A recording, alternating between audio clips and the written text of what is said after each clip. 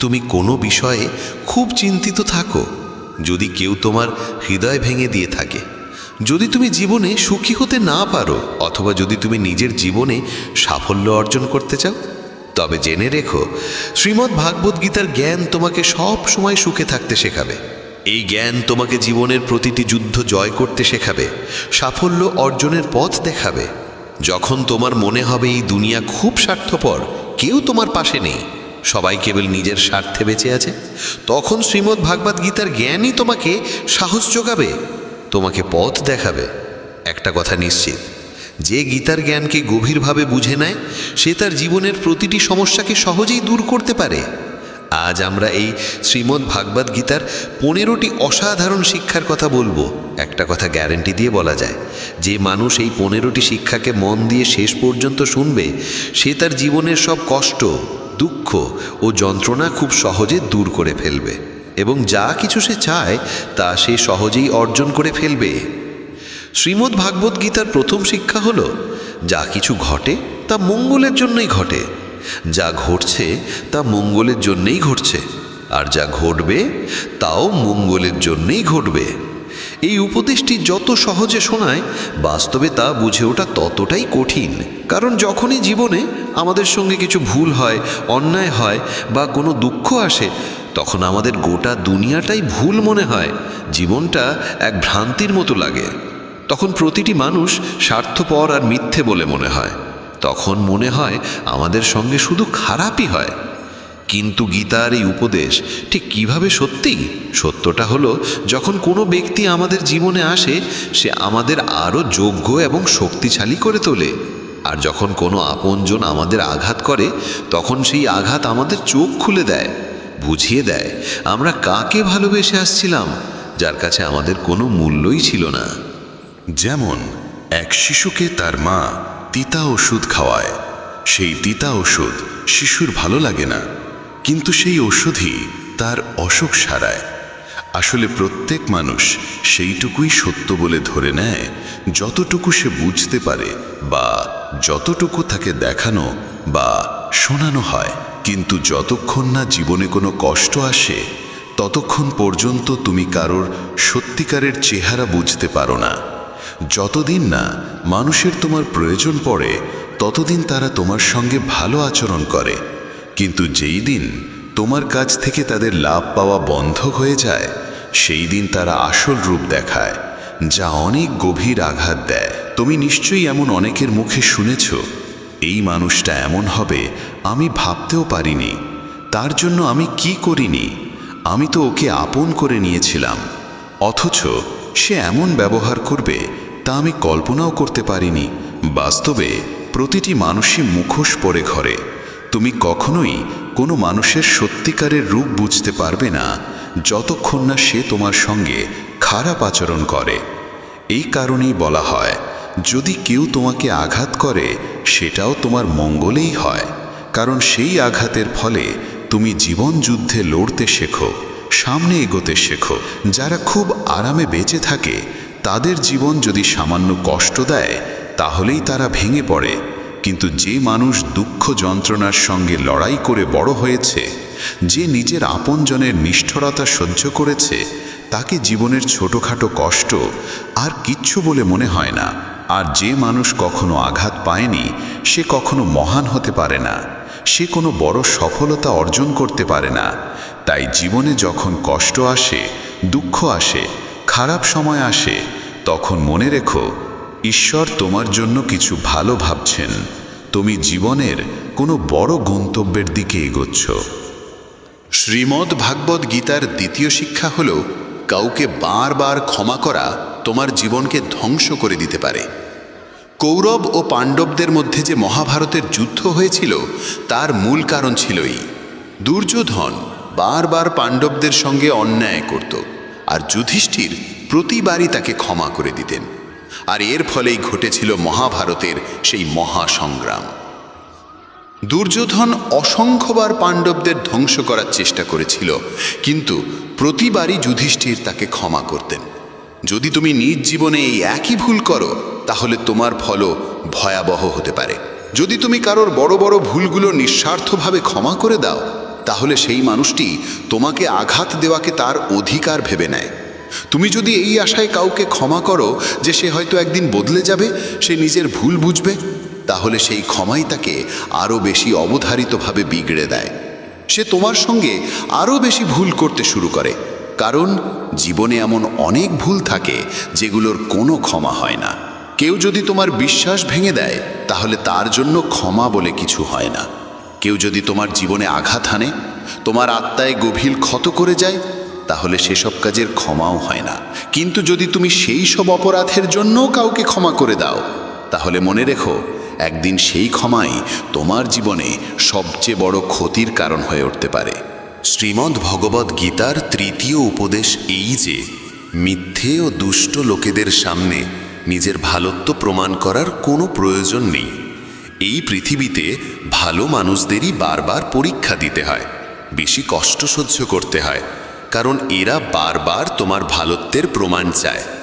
যদি তুমি সত্যিই ভালো হও তাহলে সেই কষ্ট সইতেই হবে। তারা বলবে, তুমি যদি ভালো হও তবে আমাদের কথা মানতেই হবে। যখন দুর্যোধন আর শকুনি পাণ্ডবদের সঙ্গে বসে পাশা খেলছিল, তখন যুধিষ্ঠির নীরবে চুপচাপ বসেছিল।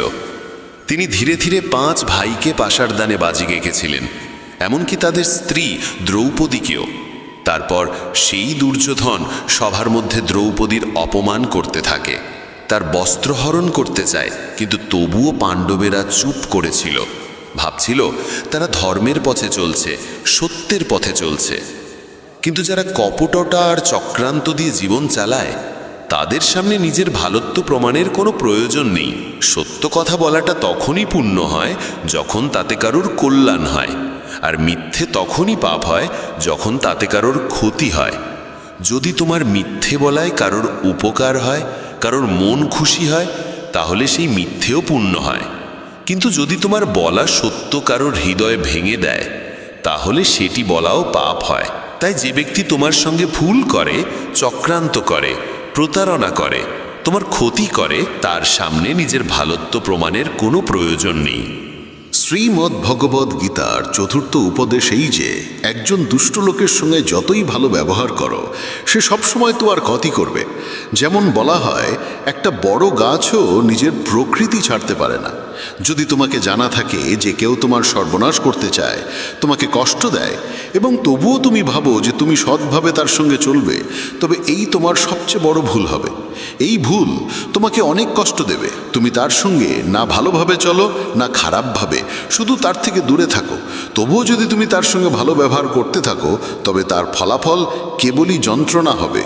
শ্রীমদ্ ভগবদ্ গীতার পঞ্চম উপদেশ হল, যদি তুমি সারা জীবন শুধু সহ্য করে যাও, তাহলে এই পৃথিবী একদিন তোমাকে সম্পূর্ণভাবে গুড়িয়ে দেবে।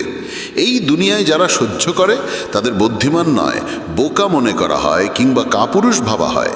যে নিজের জন্য আওয়াজ তোলে না, নিজের অধিকার রক্ষা করে না, অন্যায়ের বিরুদ্ধে দাঁড়ায় না, তাকে এই পৃথিবী পিষে ফেলে। যদি তুমি ভাবো যে চুপ থেকে সহ্য করলেই সবাই তোমাকে ভালো বলবে, তাহলে তুমি ভুল ভাবছো। কারণ সময় বদলেছে, মানুষ বদলে গেছে। এখন যারা বেশি সহ্য করে তাদের ওপরেই আরও বেশি অত্যাচার করা হয়। তাই যেখানে তোমার সঙ্গে অন্যায় হচ্ছে, যেখানে তোমাকে কষ্ট দেওয়া হচ্ছে, সেখানে চুপ না থেকে প্রতিবাদ করাই সবচেয়ে জরুরি। শ্রীমদ্ ভগবদ্ গীতার ষষ্ঠ উপদেশ হল, তুমি দুঃখে ভয় পেতে শেখো না, কারণ সুখ আর দুঃখ মানুষের জীবনে ঋতুর মতো আসে। কেউ এর থেকে পালাতে পারে না। দুঃখ আসবে, আবার চলে যাবে, যেমন সুখও স্থায়ী নয়, সবই পরিবর্তনশীল। এই পৃথিবীতে কেউই চিরকাল থাকে না। কতজন এলো, কতজন চলে গেল, কেউই রইল না। তাই দুঃখে ভেঙে না পড়ে বরং সেই জ্ঞান গ্রহণ করো যে জীবনে কিছুই চিরস্থায়ী নয়। তাই দুঃখ বা সুখের কোনো অর্থ নেই যদি তুমি নিজের মন স্থির রাখতে না শেখো। সব কিছুকে গ্রহণ করো একটা পরিবর্তনের অংশ হিসাবে, কারণ যেটা এসেছে সেটা একদিন যাবেই। দুঃখে ভেঙে পড়ার চেয়ে খুশি হয়ে জীবন কাটানোই শ্রেয়, আর সুখে থাকা দুঃখের চেয়ে সব সময় ভালো। শ্রীমদ্ ভগবদ্গীতার সপ্তম উপদেশ এই যে একজন ভালো মানুষ যদি খারাপ মানুষের সঙ্গে সম্পর্ক রাখে, তবে একদিন তারও পতন হবে। মহাভারতের কর্ণ ছিল পাণ্ডবদের বড় ভাই। সে দানবীর ছিল, ধর্মকে জানত, সত্য বুঝত। তবুও সে দুর্যোধনের বন্ধু হয়ে উঠেছিল, আর সেই খারাপ সঙ্গের জন্য তার সর্বনাশ হয়। ঠিক তেমনি যদি একজন ভালো মানুষ খারাপ লোকেদের সঙ্গে জড়িয়ে পড়ে, তবে সে যতই ভালো হোক না কেন, সে তাদের পাপের ফলও ভোগ করে। তাদের সঙ্গে থাকার কারণে তার জীবনও ধ্বংস হয়ে যায়। শ্রীমদ্ ভগবদ্ গীতার অষ্টম শিক্ষা হল, ভালোবাসা আর অনুভবের সম্পর্ক কেবল তাদের সঙ্গেই গড়ে তুলতে হয় যারা সেই ভালোবাসা আর অনুভবের মর্যাদা বোঝে। যদি তুমি এমন কাউকে ভালোবাসো যে তোমার ভালোবাসার কদর অরে না, তাহলে সেটা তোমার হৃদয়ের সবচেয়ে বড় কষ্ট হয়ে ওঠে। তুমি যদি এমন কাউকে অনেক মূল্য দাও যে তোমাকে কোনো মূল্যই দেয় না, তাহলে তার থেকে কেবলই অশ্রু পাও। তাই মনে রেখো, একটা ভুল সম্পর্কের চেয়ে একাকিত্ব অনেক ভালো। একা থেকে তুমি এতটা কষ্ট পাবে না যতটা ভুল সম্পর্কে যুক্ত হয়ে পাবে। আজকের যুগে কেউ কারোর কদর করে না, কেউ নিঃস্বার্থ ভালোবাসা দেয় না। তাই যাকে তুমি সবচেয়ে বেশি গুরুত্ব দিতে চাও তাকে ভালো করে চিনে নিতে সময় নাও, বুঝে দেখে তারপর জীবনে তাকে সেই সম্মান আর স্থান দাও। কাউকে ভালোবাসা দেওয়া, সম্মান দেওয়া ভুল নয়, কিন্তু সেই ভালোবাসা আর সম্মান যদি তোমাকে কষ্ট দিতে শুরু করে, তাহলে সেই সম্পর্ক থেকে সরে আসাটাই তোমার জন্য উত্তম। শ্রীমদ্ ভগবদ্ গীতার নবম শিক্ষা হল, যে ব্যক্তি দুঃখে কাঁদে না, সুখে ভেসে যায় না, সেই সব ধরনের জীবনের সমস্যাকে জয় করতে পারে। ভগবান শ্রীকৃষ্ণ অর্জুনকে বলেছিলেন, যে ব্যক্তি শত্রু মিত্রের মধ্যে, অপমান সম্মানের মধ্যে, শীত উষ্ণতা সুখ দুঃখের মধ্যে কখনো কাঁপে না, সেই সত্যিকারের মানুষ। সে এই জীবনের সমস্ত পরিস্থিতি অতিক্রম করতে পারে। আর এমন মানুষই আমাকে সবচেয়ে প্রিয়। যারা ছোটোখাটো ব্যাপারে কাঁদে বা সামান্য সুখ পেলে মাটিতে পা না রেখে উড়তে শুরু করে, তাদের মন অস্থির আর অশান্ত হয়ে যায়। এমন মানুষের ওপর কেউ ভরসা করতে পারে না, কারণ সবাই জানে সে এখন দুঃখে আছে বলে আমাদের কাছে এসেছে, কিন্তু যেই তার ভালো সময় আসবে তখন সে আর আমাদের চিনবেও না। তাই জীবন যাই আনুক না কেন, একজন বুদ্ধিমান মানুষ কখনো দুঃখে কাতর হয় না, সুখে দম্ভিত হয় না। সে সময়কে বুঝে নেয়, সমাধান খোঁজে এবং জীবনে এগিয়ে চলে। তাই শ্রীকৃষ্ণ অর্জুনকে বলেন, তুমি সংযম শিখো, মনকে স্থির রাখো, কারণ যার মনে স্থিরতা আসে সে পৃথিবীর সব দুঃখকে জয় করতে পারে। শ্রীমদ্ ভগবদ্গীতার দশম উপদেশ হল, যে ব্যক্তি তার কর্তব্য ও কর্মকে জ্ঞান এবং বুদ্ধির সঙ্গে পালন করে না, তার জীবনে কেবল দুঃখ আর ব্যর্থতা আসে।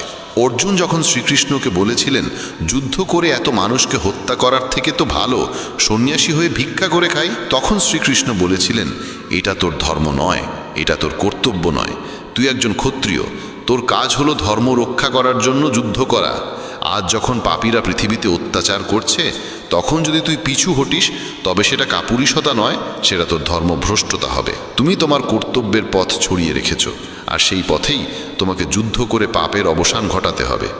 জীবনে অনেক সময় এমন কাজ সামনে আসে যেগুলো আমাদের করাই উচিত নয়, কিন্তু যদি আমরা তাতে জড়িয়ে পড়ি, তাহলে আমাদের সাফল্য নয়, বরং ব্যর্থতার মুখোমুখি হতে হয়। অনেকেই বলেন, আমরা তো অনেক পরিশ্রম করি, তবুও জীবনে সাফল্য আসে না, আমরা এগিয়ে যেতে পারি না। এই কারণেই বারবার শ্রীকৃষ্ণ গীতায় অর্জুনকে বলেন, তুমি তোমার কর্তব্যকে চিনে নাও, তোমার প্রকৃত কর্মকে চিনে নাও। এই শিক্ষা প্রতিটি মানুষের জন্য। আমাদের জানতে হবে আমাদের কর্তব্য কি, আমাদের জীবনে কি সঠিক, তাই আমাদের করা উচিত। পৃথিবী যা করছে তা হয়তো তোমার জন্য সঠিক নয়, কারণ প্রতিটি মানুষের লক্ষ্য আলাদা আর প্রতিটি মানুষের পথও আলাদা। তাই জীবনে যে কোনো কাজ করার আগে সেই কর্মকে ভালোভাবে বুঝে নেওয়া অত্যন্ত প্রয়োজন। শ্রীমদ্ ভগবদ্ গীতার 11তম উপদেশ এই যে, ভগবান শ্রীকৃষ্ণ অর্জুনকে বলেন, পত্রং পুষ্পং ফলং তয়ং যুমে ভক্তেয়া প্রযোচ্ছতি। যদি কেউ আমাকে আন্তরিকতার সঙ্গে ফুল ফল জল বা কেবল একটি নমস্কারও নিবেদন করে, তাহলে সেই নিবেদন আমার কাছে পৌঁছে যায়। কিন্তু যদি কেউ সোনার থালায়ও শত রত্ন নিবেদন করে, অথচ তার মধ্যে প্রেম না থাকে, তাহলে সেই নিবেদন আমাকে মোটেই প্রীত করে না। যদি মনে ভক্তি না থাকে, তাহলে মন্দিরও শুধু একটি দোকানে পরিণত হয়, আর যদি মনে প্রেম থাকে, তাহলে দোকানও মন্দিরের রূপ নেয়। এই দুনিয়ার জন্য প্রদর্শন চলে, কিন্তু ঈশ্বর বলেন, আমার সামনে কোনো প্রদর্শনের প্রয়োজন নেই, কেউ কেবল হৃদয় দিয়ে একবার ডাকলেই আমি ছুটে চলে যাই। শ্রীমদ্ ভগবদ্ গীতার দ্বাদশ উপদেশ এই যে, যারা আমার উপর বিশ্বাস রাখে, তাদের জীবনে যত কঠিন সময়ই আসুক না কেন, আমি কোনো না কোনো রূপে এসে তাদের রক্ষা করি। কেবল কেউ বিশ্বাস করে তো দেখুক। যখন মহাভারতের যুদ্ধ চলছিল, তখন দুর্যোধন দেখল যে ভীষ্ম পিতামহ পাণ্ডবদের কাউকেই বধ করছেন না। তখন সে ভীষ্মের কাছে গিয়ে বলল, আপনি তো আমাদের পক্ষ থেকে যুদ্ধ করছেন, কিন্তু আপনার মন পাণ্ডবদের সঙ্গে যুক্ত। আপনি সত্যিকারে আমাদের জয় চান না। এই কঠিন বাক্য শুনে ভীষ্ম পিতামহ রেগে গেলেন। তিনি বললেন, আমার নিষ্ঠা হস্তিনাপুরের জন্য, আর তুমি আমার নীতিতে সন্দেহ করছো?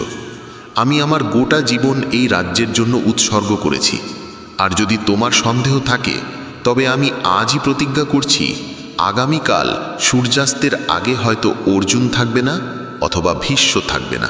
এই প্রতিজ্ঞার কথা যখন শ্রীকৃষ্ণ জানলেন, তিনি খুব চিন্তিত হয়ে পড়লেন, কারণ ভীষ্ম যখন কোনো প্রতিজ্ঞা নেন তখন তা পূর্ণ করে ছাড়েন। তিনি রাজপ্রাসাদে অর্জুনকে খুঁজে খুঁজে বেড়াতে লাগলেন। শেষে দেখলেন অর্জুন নিজের ঘরে আরামে ঘুমাচ্ছে। শ্রীকৃষ্ণ অর্জুনকে জাগিয়ে বললেন, তুমি এতটা আরামে ঘুমোচ্ছ, অথচ জানো না ভীষ্ম পিতামহ এমন প্রতিজ্ঞা করেছেন যাতে হয় তুমি থাকবে না, নয় ভীষ্ম। অর্জুন বলল, হ্যাঁ কেশব, আমি সব জানি। শ্রীকৃষ্ণ বিস্মিত হয়ে বললেন, তাহলে সব জানার পরেও তুমি এত নিশ্চিন্তে ঘুমাতে পারলে কি করে? অর্জুন হেসে বলল, হে কেশব, যার জন্য আপনি নিজে এত চিন্তিত হয়ে এদিক ওদিক ঘুরছেন, সে যদি নিজেই নিজের চিন্তায় ভেঙে পড়ে তাহলে সে তো নির্বোধ। কারণ যখন আপনি আমার সঙ্গে আছেন তখন এক ভীষ্ম তো দূরের কথা, 1000 ভীষ্ম আমার সামনে দাঁড়ালে তারা আমার একটি কেশ স্পর্শ করতে পারবে না। এবং শেষ পর্যন্ত তাই হলো। সেই দিন ভীষ্ম পতিত হলেন আর অর্জুন বিজয় অর্জন করলেন।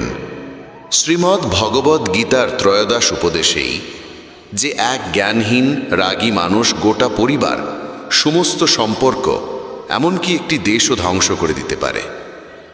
কারণ এক অহংকারী মানুষ কেবল তার অহংকারের পূরণ ছাড়া কিছুই দেখতে পায় না। সেই না কারো কথা শুনতে চায়, না কারো ভালো বোঝে। নিজের জেদের জন্য সে একে একে সব সম্পর্ক ধ্বংস করে দেয়।